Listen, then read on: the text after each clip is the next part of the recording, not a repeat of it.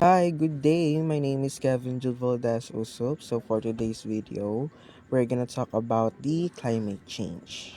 So what is climate change? Climate change is ito na yung pagbabago ng klima or ng weather, right? Like katulad ng nararanasan natin ngayon.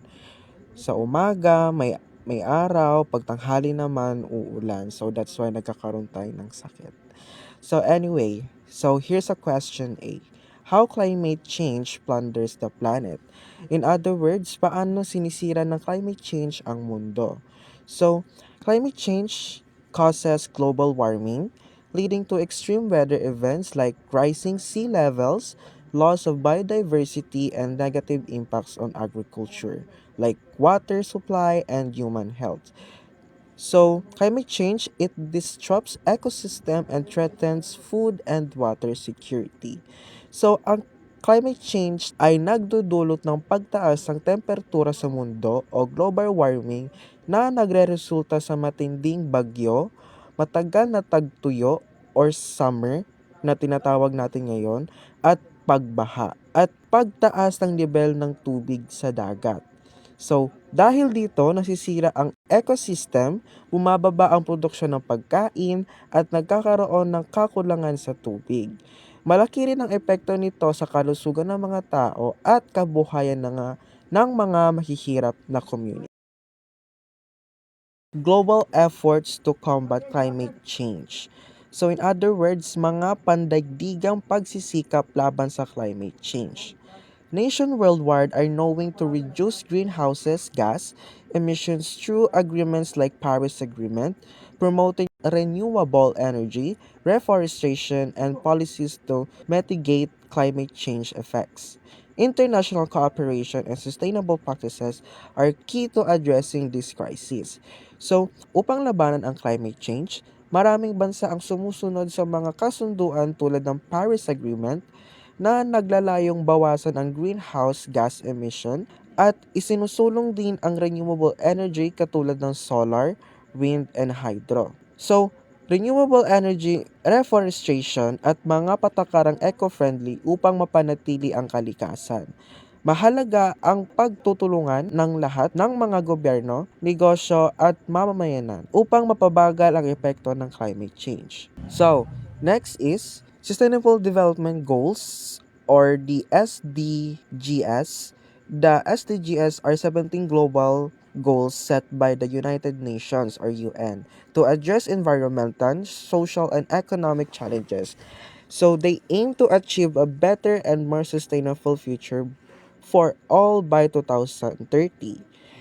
So, ang Sustainable Development Goals, dito na yung 17 na pandaigdigan layunin na itinakda ng United Nations upang tugunan ang mga isyong pangkapaligiran, panlipunan at pang-ekonomiya. Layunin nitong lumikha ng mas pantay-pantay at mas maunlad na hinaharap para sa lahat bago mag 2030. So, so the next is no poverty. So this is the SDG 1. Kasi we have two variety of SDG, which is the Sustainable Development Goals. So the number 1 is no poverty. These goals aim to eradicate extreme poverty by ensuring equal access to resources, financial aid, and social protection programs, and sustainable economic opportunities, especially for vulnerable populations. So in other words, ang layunin nito ay wakasan ang matinding kahirapan sa pamamagitan ng pagbigay ng patas, oportunidad sa kabuhayan, tulong pinansyal at social protection programs para sa mga mahihirap. Kabilang dito ang pagbigay ng mas maraming trabaho, maayos na edukasyon at serbisyong pangkalusugan upang maiangat ang kalidad ng buhay ng bawat isa. So this is the number 2 of SDG, which is the Sustainable Development Goals. So number 2 is zero hunger. Zero hunger is focuses on ending hunger, improving nutrition, and promoting sustainable agriculture. Zero hunger aims to ensure that everyone has access to sufficient, safe, and nutritious food all year round while supporting small-scale farmers and sustainable food production system. So, ang zero hunger daw ay layuning wakasan ang gutom sa pamamagitan ng pagbubuti ng nutrisyon at pagsusulong ng maunlad at makakalikasang agrikultura. Layunin nitong tiyakin na lahat ng tao ay may sapat na masustansyang pagkain sa buong taon.